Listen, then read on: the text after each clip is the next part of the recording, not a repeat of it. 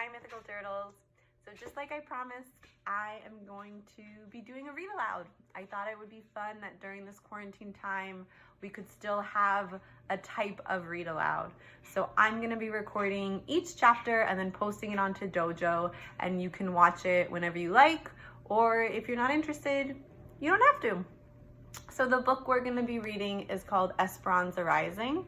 And just like any book, I want you to just take a moment and look at the cover, look at the illustration, and think to yourself, what could this book be about? What do you notice on the cover?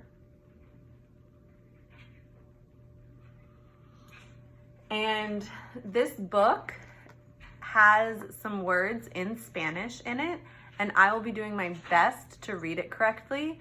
And I'm gonna ask that you please forgive me if I mispronounce or read it incorrectly.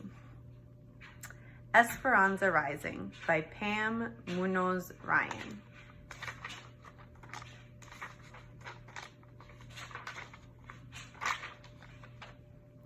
Aguascalientes, Mexico, 1924.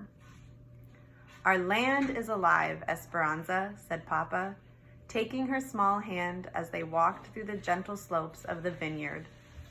Leafy green vines draped the arbors, and the grapes were ready to drop. Esperanza was 6 years old and loved to walk with her papa through the winding rows, gazing up at him and watching his eyes dance with love for the land. This whole valley breathes and lives, he said, sweeping his arm toward the distant mountains that guarded them. It gives us the grapes, and then they welcome us. He gently touched a wild tendril that reached into the row as if it had been waiting to shake his hand. He picked up a handful of earth and steadied it. Did you know that when you lie down on the land, you can feel it breathe? That you can feel its heart beating? Papi, I want to feel it, she said. Come. They walked to the end of the row, where the incline of the land formed a grassy swell. Papa lay on his stomach and looked up at her, patting the ground next to him. Esperanza smoothed her dress and knelt down. Then, like a caterpillar, she slowly inched flat next to him, their faces looking at each other. The warm sun pressed on one of Esperanza's cheeks, and the warm earth on the other.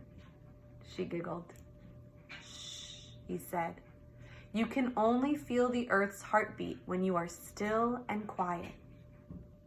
She swallowed her laughter, and after a moment said, I can't hear it, papi. Aguantante tantito y la fruta cayera en tu mano, he said. Wait a little while and the fruit will fall into your hand. You must be patient, Esperanza. She waited and lay silent, watching Papa's eyes. And then she felt it.